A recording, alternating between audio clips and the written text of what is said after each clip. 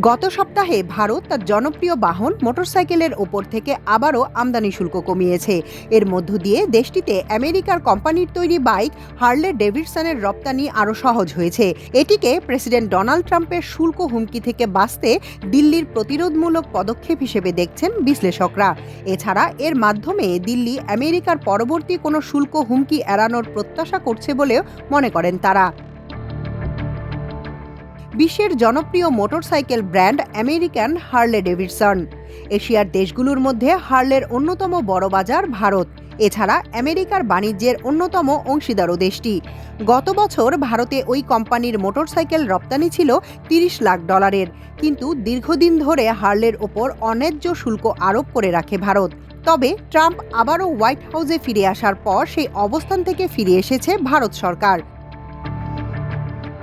গত সপ্তাহে ভারী বাইকের আমদানি শুল্ক 50 থেকে কমিয়ে 30% করেছে ভারত।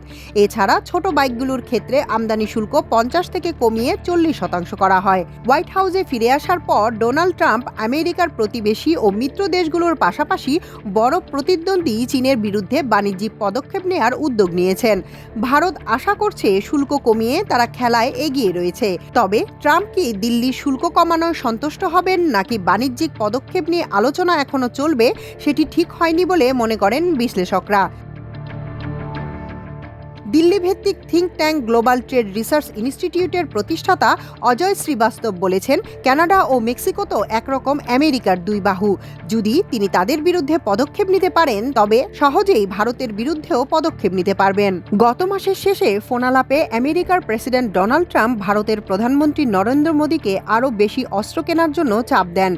সেই সঙ্গে বাণিজ্যিক ভারসাম্য ন্যায্য করার জন্য বলেন এবং সেটির জন্য অনবরত চাপ দিয়ে যাচ্ছেন। এর আগে প্রথম মেয়াদে ট্রাম্প ভারতীয় শুল্কের প্রতি বিশেষ মনোযোগ দিয়েছিলেন। হার্লের উপর ভারতের 100% শুল্ক আরোপকে অগ্রহণযোগ্য আখ্যা দিয়ে বারবার এটির প্রতিবাদ করে আসছিলেন ট্রাম্প। এ কারণে এটি বাণিজ্যিক অনৈতিকতার বিরুদ্ধে অভিযানের অংশ হিসেবে ট্রাম্পের প্রধান অগ্রগণ্য বিষয় হিসেবে পরিগণিত হয়। এর আগেও ভারতকে বারবার শুল্করাজ ও বাণিজ্য সম্পর্কের বড় অপব্যবহারকারী বলে আখ্যা দেন ট্রাম্প। ভারতের শীর্ষ বাণিজ্য অংশীদার আমেরিকা। দেশটির সঙ্গে ভারতের বাণিজ্য উদ্বৃত্ত রয়েছে। 2023 সালে দ্বিপক্ষীয় বাণিজ্যের পরিমাণ $190 বিলিয়ন ছাড়িয়েছে। 2018 সালের পর থেকে আমেরিকায় ভারতের পণ্য রপ্তানি 40% বেড়ে $123 বিলিয়ন পৌঁছেছে। অন্যদিকে ভারতে আমেরিকার রপ্তানি ছিল মাত্র $70 বিলিয়ন।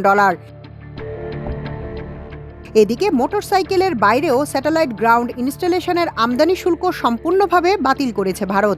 এছাড়া কৃত্রিম সুগন্ধযুক্ত এসেন্সের শুল্ক 100 থেকে কমিয়ে 20% করা হয়েছে। এছাড়া জলজ খাদ্যের জন্য ব্যবহার করা ফিশ হাইড্রোলাইজের শুল্ক 15 থেকে কমিয়ে 5% করা হয়েছে।